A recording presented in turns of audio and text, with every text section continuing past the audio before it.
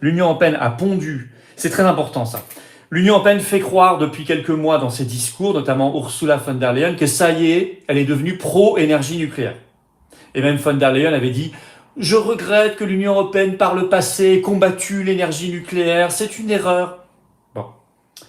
Moi, j'avais décrypté en disant « C'est du pipeau, car l'Union européenne continue d'attaquer en réalité, dans les faits, l'énergie nucléaire. En fait, pour attaquer la France, avec l'Allemagne derrière la Commission européenne, puisque le but de l'Allemagne, c'est de dézinguer la France, au moins économiquement.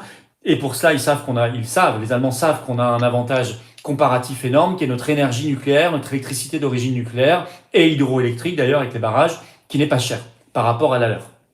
Ok.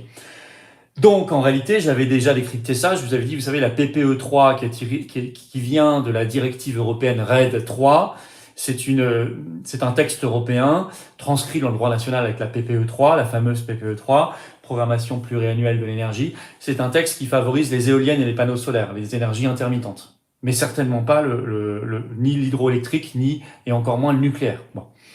Donc, j'avais dit, dans les faits, c'est faux.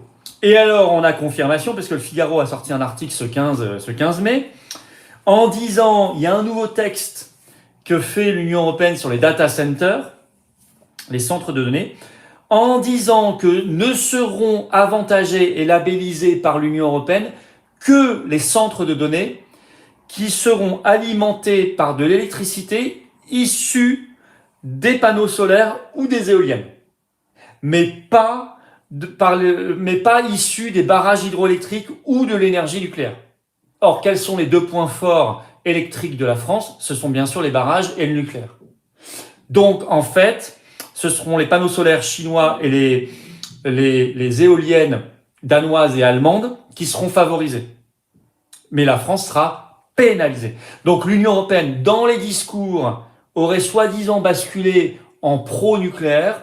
Dans les faits, elle continue d'attaquer méthodiquement le nucléaire, c'est-à-dire essentiellement la France, EDF, c'est-à-dire, et aussi les barrages d'ailleurs, parce qu'on est aussi le premier pays pour l'hydroélectricité, vous le savez, en Europe.